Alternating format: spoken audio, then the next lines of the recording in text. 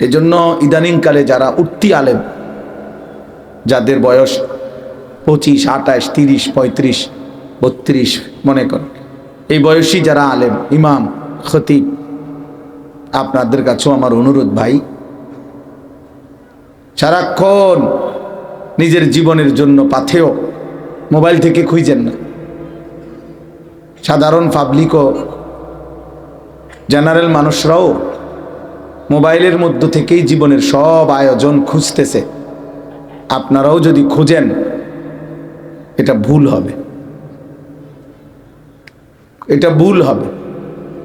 রুমাল বদলাইয়া, কোটি বদলাইয়া, ডিজাইন বদলাইয়া, ফুল বদলাইয়া, বুতাম বদলাইয়া মানুষের কাছে প্রিয় হবেন, সমাদৃত হবেন, সম্মানিত হবেন, এটা ভুল ধারণা, এটা ভুল ধারণা। এই পর্যন্ত পৃথিবীতে মানুষের প্রিয় পাত্র যারা হইছে, তারা কোটি বদলাইয়া হইছে না, জামা বদলাইয়া হয় নাই। রুমালের আর ডিজাইন এইসব সদর বদর দিয়া হয় নাই। ইন্নাল্লাযীনা আমানু ওয়া আমিলুস সালিহাত সায়াজআলু লাহুমুর রাহমানু ওয়ুদ্দা।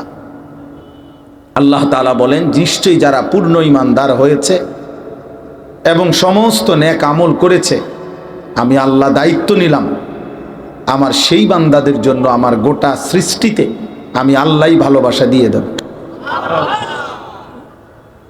আল্লাহই চিনায় দিবে, আল্লাহই পরিচয় করাই দিবে।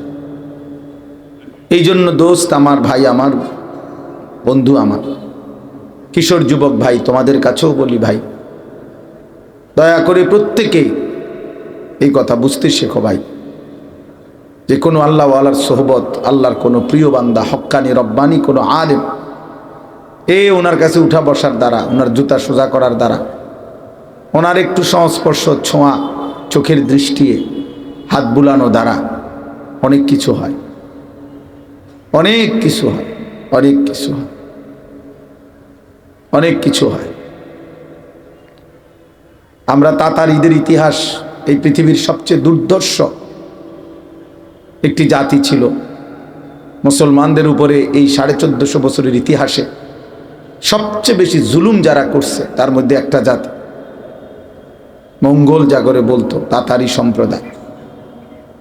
বাগদাদে যারা রক্তের বন্যা বইয়েছিল, 15 দিনে 7 লক্ষের চাইতে বেশি আলেমে দ্বীনকে, সাধারণ ইমানদার মুসলমানকে যারা হত্যা করেছিল, এমন জঘন্য জাতি,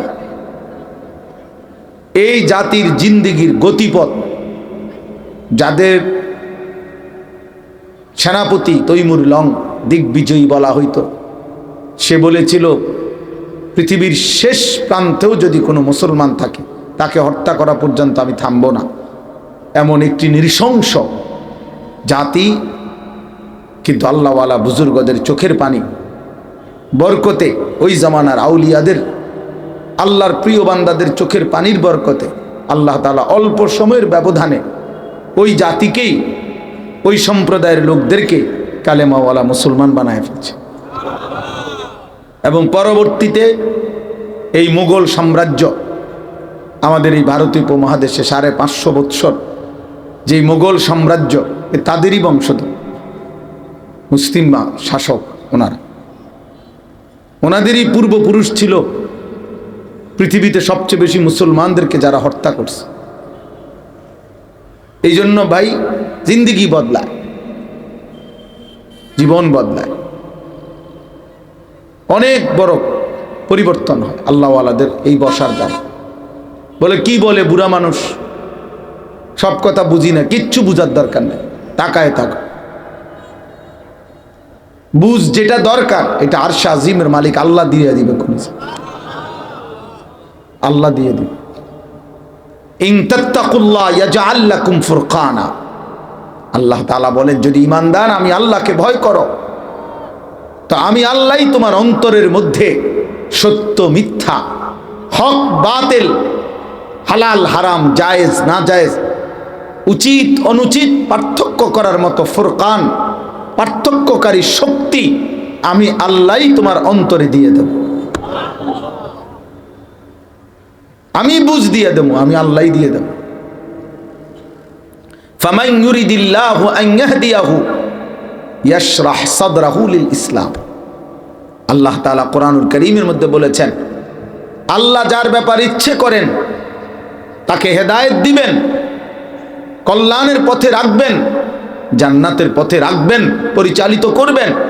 তো আল্লাহই তার অন্তর, তার বক্ষ, সিনা ইসলামের জন্য খুলে দেন। তো বুঝ দেবে আল্লাহ, পরিবর্তন আল্লাহর হাতে, ফয়সালা আল্লাহর হাতে আব্বা, হেদায়েত মালিকের হাতে, চূড়ান্ত সিদ্ধান্ত আল্লাহর হাতে, আল্লাহর হাতে। আল্লাহ বদলাই দিবেন, আল্লাহ বুঝ দিয়ে দিবেন, আল্লাহই দিবেন। আফামান শারাহাল্লাহু সাদরাহু লিল ইসলাম ফাহুয়া আলা নূরিম মির রাব্বি। আল্লাহ তাআলা বলেন, আল্লাহ যার অন্তর ইসলামের জন্য খুলে দিয়েছেন তাকে আল্লাহ তাআলাই নিজের পক্ষ থেকে নূর, আলো দিয়েছেন। আল্লাহই দিলের মধ্যে আলো দিয়েছেন। অসংখ্য জেনারেল শিক্ষিত ব্যক্তিও এমন এই পৃথিবীতে ছিল, এই ভারতীয় উপমহাদেশেও আছে, ছিলেন, যারা আল্লাহ ওয়ালার সোহবতে জমানার শ্রেষ্ঠ আউলিয়াদের অন্তর্ভুক্ত হয়েছে, কিন্তু জেনারেল শিক্ষিত ছিলেন।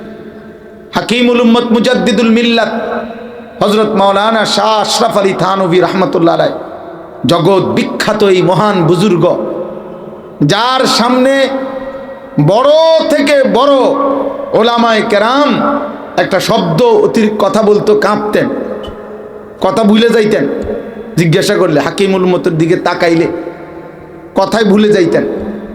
এমন এমন প্রিয় মানুষ, এমন শ্রেষ্ঠ বুজুর্গ, ওনার হাতেও সান্নিধ্যে খাজা আজিজুল হাসান মজজুব রাহমাতুল্লাহ আলাইহি, হাকিমুল উম্মতের শ্রেষ্ঠ খলিফা যিনি, তিনি একজন জেনারেল শিক্ষিত ব্যক্তি ছিলেন। ব্রিটিশের অধীনে সরকারি চাকরি করতেন,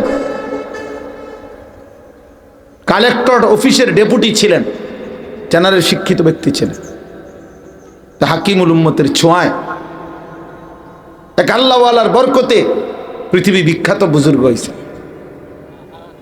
পৃথিবী বিখ্যাত। যখন হাকিমুল উম্মতের হাতে বায়াত হয়েছিলেন, তো কিছুদিন পরে থানভী রাহমাতুল্লাহ একদিন জিজ্ঞাসা করছিল, আজিজুল হাসান, তোমার দিলের এখন কি অবস্থা?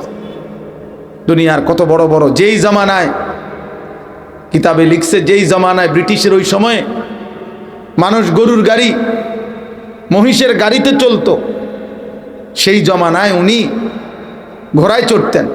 অনেক বড় উচ্চ বংশীয় ব্যক্তি ছিলেন, শিক্ষিত ছিলেন, ডেপুটি কালেক্টর ছিলেন, সরকারি উচ্চ পদস্থ কর্মকর্তা ছিলেন। সব ছেড়ে দিয়ে থানভী রাহমাতুল্লাহর কাছে যখন আল্লাহওয়ালার সোহবতে ছিলেন, তো তিনি কিছুদিন পর যখন জিজ্ঞেস করছেন, আজিজুল হাসান, এখন দিলের কি অবস্থা? বলছে, হযরত, দিলের অবস্থা এখন এমন, আপনারে শুনাইতে মন চায়, এখন দিলের হালাত যে আল্লাহকে বলতে মন চায়, হর তামান্না দিল সে রুখসত হো গাই, আব তু আজা, আব তু খলওয়াত হো গাই। যে আয় মাওলা, জীবনের যত স্বপ্ন, আশা, আকাঙ্ক্ষা ছিল, জীবন নিয়ে যত প্ল্যান প্রোগ্রাম ছিল, বাড়ি করব, গাড়ি করব, জমি কিনবো, ফসল হবে, নেতা হব, বিরাট হব, এই হব, সেই হব, সব কিছু দিল থেকে সরে গেছে মাওলা। আজ দিল একদম খালি, দিল শুধু আপনার জন্যই অপেক্ষা করছে। আব তু আজা, আব তু খলওয়াত হো গাই। হ্যাঁ,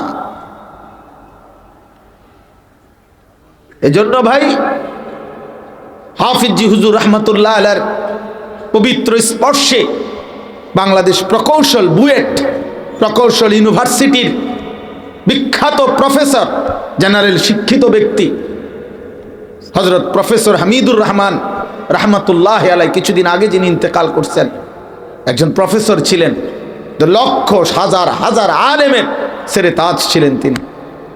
হাফিজ জি রাহমাতুল্লাহ আলাইহির ছোঁয়ায় পৃথিবী বিখ্যাত বুজুর্গ হয়েছেন এই বাংলার জমিনে।